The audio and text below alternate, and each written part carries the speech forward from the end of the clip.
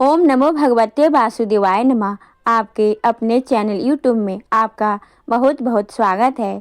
माँ भगवती दुर्गा सदैव अपनी कृपा आप पर बनाए रखें। दोस्तों, आज की वीडियो में मैं आपसे बात करने वाली हूँ चैत मास की पूर्णिमा के बारे में। पूर्णिमा का व्रत समर्पित होता है भगवान श्री हरि विष्णु और माता लक्ष्मी को। इस दिन लक्ष्मी नारायण की आराधना करने से समस्त प्रकार के याथिक वाचिक और मानसिक पापों से मुक्ति मिल जाती है। शास्त्र में कहा जाता है कि मन की समस्त कामनाओं को पूर्ण करने वाली तिथि पूर्णिमा तिथि है। इसीलिए इस व्रत को धारण करने से समस्त प्रकार की कामनाएं पूर्ण हो जाती है। चाहे फिर धन प्राप्ति की कामना हो, संतान प्राप्ति की कामना हो, या फिर दाम्पत्य जीवन को सुखमय बनाना चाहते हो, आर्थिक समृद्धि चाहते हो, या फिर जीवन में सफलता पाना चाहते हो, हर प्रकार की कामना पूर्णिमा तिथि पर लक्ष्मी नारायण की आराधना करने से पूर्ण हो जाती है। तो बहुत महत्वपूर्ण होती है प्रत्येक मास की पूर्णिमा, लेकिन चैत मास की पूर्णिमा का अपना बहुत अधिक महत्व है, क्योंकि चैत मास की पूर्णिमा हिंदू नववर्ष की पहली पूर्णिमा है। इसके अलावा चैत पूर्णिमा से वैशाख मास का स्नान प्रारंभ हो जाता है।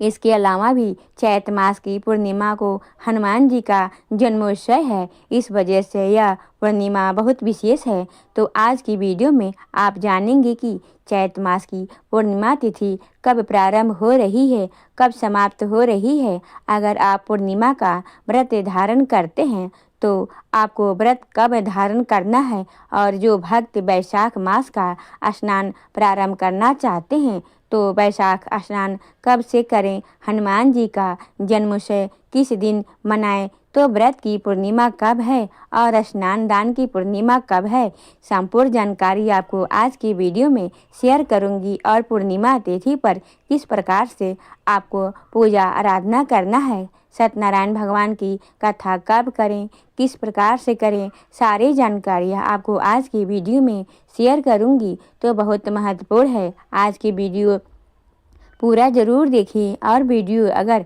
अच्छी लगे आपको तो इसे लाइक भी ज़रूर कीजिए। बात करते हैं सबसे पहले कि पूर्णिमा तिथि कब प्रारंभ हो रही है, कब समाप्त हो रही है, और चैत मास की पूर्णिमा किस दिन मनाई जाएगी। देखिए, चैत मास की पूर्णिमा तिथि का प्रारंभ हो रहा है 1 अप्रैल को सुबह 7:07 पर, और पूर्णिमा तिथि का समापन हो रहा है 2 अप्रैल 2026 को सुबह 7:42 पर। तो सूर्योदय कालीन तिथि के अनुसार पूर्णिमा 2 अप्रैल 2026 को है, लेकिन जो भक्त पूर्णिमा का व्रत धारण करते हैं चंद्रोदय कालीन तिथि के अनुसार व्रत करते हैं, तो चंद्रोदय कालीन तिथि के अनुसार 1 अप्रैल 2026 बुधवार को पूर्णिमा तिथि का व्रत हमें धारण करना है। और 1 अप्रैल को सूर्योदय काल का समय है सुबह 6:11 पर, और सूर्यास्त का समय है शाम को 6:38 पर। जब हम कोई भी व्रत करते हैं तो प्रयास करना चाहिए कि वह ब्रह्म मुहूर्त में स्नान करे, और ब्रह्म मुहूर्त का समय है सुबह 4 बजे से 5 बजे तक।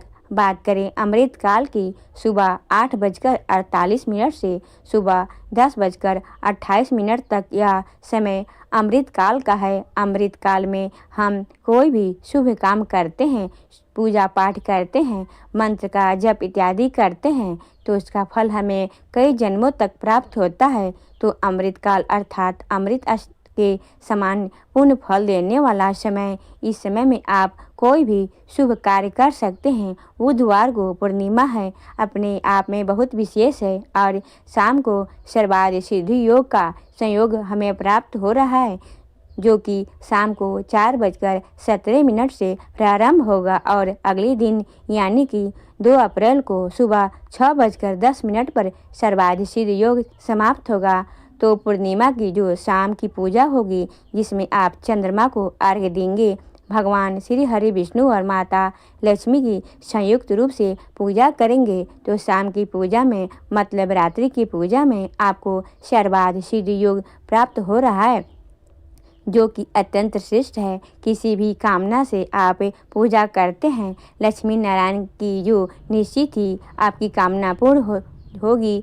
1 अप्रैल को राहु काल का समय है दोपहर 12:25 से दोपहर 2 बजे तक। तो इस समय में कोई भी शुभ कार्य प्रारंभ नहीं करना चाहिए। लेकिन अगर आप पहले से भी कोई कार्य कर रहे हैं तो इस कार्य को कर सकते हैं। तो चैत मास की पूर्णिमा का व्रत हमें धारण करना है 1 अप्रैल 2026 बुधवार को। तो जो भक्त व्रत धारण करते हैं प्रातःकाल जल्दी उठ जाइए, उठकर नित्य कर्मों से निवृत्त हो जाइए, स्नान कर लीजिए और शुद्ध वस्त्र धारण करके भगवान सूर्य देव को जल दीजिए। फिर घर में के मंदिर में शुद्ध घी का दीपक प्रज्वलित करके भगवान श्री हरि विष्णु और माता लक्ष्मी के सामने अपने व्रत का संकल्प लीजिए कि आज आप चैत मास की पूर्णिमा का व्रत धारण कर रहे हैं। व्रत का संकल्प लेने से पहले अपने हाथ में अक्षत, जल और पुष्प ले लीजिए। अपना नाम बोलिए, गोत्र बोलिए और जिस स्थान पर आप रहते हैं उस स्थान का एड्रेस बोलकर प्रार्थना कीजिए कि आज आप चैत मास की पूर्णिमा का व्रत धारण कर रहे हैं।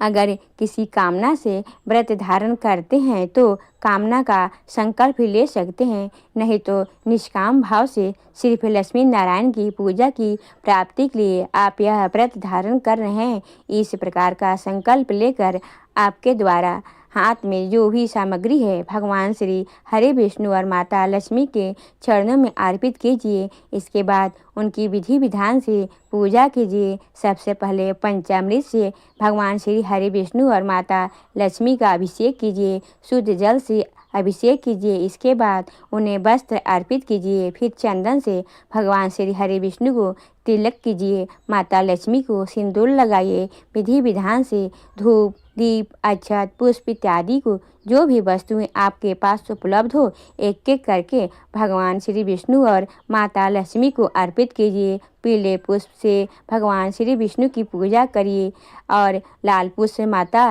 लक्ष्मी को अर्पित करने चाहिए। इससे घर में समृद्धि आती है, सुख संपदा आती है, दाम्पत्य जीवन सुखमय होता है। इसके अलावा अगर आपके मन चाहे जीवन साथी की कामना हो तो लक्ष्मी और नारायण की संयुक्त रूप से पूजा कीजिए और प्रार्थना कीजिए। निश्चित ही योग्य जीवन साथी की कामना आपको पूर्ण हो जाती है। तो किसी भी प्रकार की कामना हो पूर्णिमा तिथि पर लक्ष्मी और नारायण की विधि विधान से श्रद्धा भाव से समर्पित भाव से पूजा करें, उनसे प्रार्थना करें तो निश्चित ही आपकी कामना पूर्ण हो जाती है। इसमें कोई भी संशय नहीं है। पूजा करते समय भगवान श्री हरि विष्णु का खीर का भोग अर्पित करें। आप चाहे तो सुबह फलों का भोग लगा सकते हैं, शाम को खीर बनाकर भी भोग लगा सकते हैं, मतलब जैसी भी उपलब्धता हो। जो भक्त पूर्णिमा का व्रत करते हैं दिन में फलाहार करते हैं और शाम के समय फिर से विधि विधान से भगवान श्री हरि विष्णु और माता लक्ष्मी को पूजा करते हैं, चंद्रमा को अर्घ्य देते हैं। चंद्रमा को अर्घ्य देने के लिए आपको कच्चा दूध चाहिए। कच्चा दूध गाय का हो सर्वोत्तम है। गाय का ना मिले तो जो भी दूध आपके पास हो आप उसका प्रयोग कर सकते हैं। बस पात्र में सबसे पहले गंगा जल डालिए, फिर दूध डालिए। कच्चा दूध होना चाहिए। उस पात्र को जल से भर दीजिए। अब उसी पात्र में आपको थोड़ा सा अक्षत मतलब अखंडित चावल के दाने और पुष्प चाहिए। आपको सफ़ेद पुष्प भी ले सकते हैं या फिर जो भी पुष्प आपके पास उपलब्ध हो। इस जल में आपको थोड़ा सा शहद या फिर मिश्री बतासा कुछ डालना है मीठा करने के लिए। अब इस मीठे जल से चंद्रदेव को अर्घ देना है। ओम सोम सोमाय नमः, ओम सोम सोमाय नमः। इस मंत्र के द्वारा चंद्रमा को अर्घ्य दीजिए। इसके बाद वहीं खड़े होकर चंद्रमा की परिक्रमा 3 बार कर लीजिए। इसके बाद धूप दीप दिखाकर चंद्रदेव की पूजा कर लीजिए, प्रार्थना कर लीजिए। चंद्रमा के दर्शन करने से समस्त प्रकार के पाप नष्ट हो जाते हैं, दाम्पत्य जीवन सुखमय हो जाता है। अगर दाम्पत्य जीवन में बहुत अधिक परेशानियां हैं तो पति पत्नी दोनों मिलकर पूर्णिमा को चंद्रमा की अर्घ दें। व्रत करते हैं तो अत्यंत ही श्रेष्ठ है। बिना व्रत किए भी आप अर्घ दे सकते हैं। मतलब किसी भी प्रकार की परेशानी हो, आपको मानसिक, शारीरिक या फिर आर्थिक, तो आप चंद्रमा को अर्घ दीजिए। व्रत नहीं कर पाते हैं तो भी बस इतना ध्यान रखना है कि आप लहसुन प्याज का सेवन ना करें तो श्रेष्ठ होगा। और अगर आप लहसुन प्याज खाते भी हैं तो भी बस इतना करना है आपको कि शाम के समय शाम की पूजा से पहले स्नान कर लीजिए। फिर शुद्ध वस्त्र धारण करके चंद्रदेव को अर्घ्य देकर उनसे प्रार्थना कीजिए। निश्चित ही आपको आपकी परेशानी से मुक्ति मिलती है। पूर्णिमा का व्रत करते हैं तो पारण करें, कब करें? देखिए, व्रत का नियम होता है कि अगर हम किसी भी तिथि का व्रत करते हैं तो 24 घंटे का व्रत होता है। और अगर हम किसी बार का व्रत करते हैं जैसे कि सोमवार इत्यादि का, तो इस दिन दिन भर का मतलब सूर्योदय से लेकर सूर्यास्त तक का व्रत होता है। तो हम तिथि का व्रत करते हैं तो मतलब पूर्णिमा तिथि का, तो इसके अनुसार हमें अगले दिन सुबह व्रत का पारण करना चाहिए। लेकिन कई भक्त ऐसे भी हैं जो शाम को चंद्रमा को अर्घ्य देने के बाद अपना व्रत खोल लेते हैं। तो अगर आप शाम को व्रत खोलते हैं, वैसे तो खोलना नहीं चाहिए, लेकिन अगर आप शाम को व्रत खोलते हैं तो आपको बस मीठा भोजन करना है।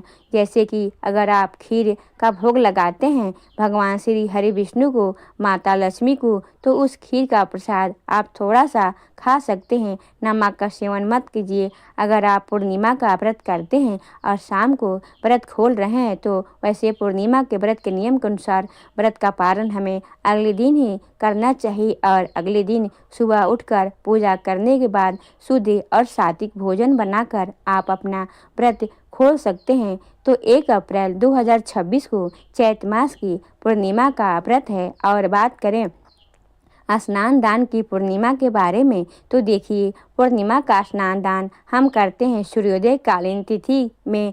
तो इसके अनुसार 2 अप्रैल 2026 को पूर्णिमा का स्नान दान है। और जो भक्त वैशाख मास का स्नान प्रारंभ करेंगे तो 2 अप्रैल 2026 से वैशाख मास का स्नान का प्रारंभ है। वैशाख मास के स्नान के नियम क्या होंगे, किस प्रकार से आपको भोजन करना है, किस प्रकार से व्रत धारण करना है या स्नान कब करना है, इसकी जानकारी आपको आने वाली वीडियो में मिल जाएगी। और प्रतिदिन आपको वैशाख मास की कथा कहानियाँ सुनाई जाएगी। तो आप लोग चैनल से जुड़े रहिए। चैत्र मास की पूर्णिमा पर भगवान हनुमान जी का जन्मोत्सव मनाते हैं। तो भगवान हनुमान जी का जन्मोत्सव कब है? 2 अप्रैल 2026 को, क्योंकि सूर्योदय कालीन पूर्णिमा में भगवान हनुमान जी का जन्मोत्सव हम मनाते हैं। 2 अप्रैल 2026 को स्नान दान की पूर्णिमा भी है। वैशाख मास का स्नान भी प्रारंभ होगा और भगवान हनुमान का जन्मोत्सव भी है। 2 अप्रैल 2026 को ही मनाया जाएगा। अब बात करें कि सत्यनारायण भगवान की कथा कब करें। देखिए, सत्यनारायण भगवान की कथा आप 1 अप्रैल को कीजिए, क्योंकि पूरे दिन की पूर्णिमा है और आप सूर्योदय कालीन तिथि के अनुसार भगवान सत्यनारायण की कथा करते हैं तो 2 अप्रैल को कर सकते हैं। लेकिन ध्यान बस इतना रखना है कि आपको 2 अप्रैल को सुबह 7:42 से पहले ही कथा का प्रारंभ कर देना है, क्योंकि इसके बाद तो पूर्णिमा तिथि समाप्त हो जा रही है और लग जाएगी प्रतिपदा तिथि वैशाख मास की। तो आप लोग कथा पूर्णिमा में प्रारंभ कर दीजिए, फिर कितनी भी देर तक कथा कर सकते हैं। तो दोस्तों, यह है आज की वीडियो। उम्मीद करती हूँ आपके लिए उपयोगी होगी। वीडियो अच्छी लगी है तो लाइक कीजिए, संभव हो तो शेयर भी कीजिए। और अगर आप इस चैनल पर पहली बार आए हैं, अभी तक आपने चैनल को सब्सक्राइब नहीं किया है, तो आज की वीडियो अगर आपको अच्छी लगे तो चैनल को सब्सक्राइब करके बेल आइकन को ज़रूर प्रेस कर दीजिए। इससे आने वाली सभी वीडियो की नोटिफिकेशन आपको सही समय पर प्राप्त होगी। मिलती हूँ मैं आपसे अगले वीडियो में। तब तक के लिए ओम नमो भगवते वासुदेवाय नमः।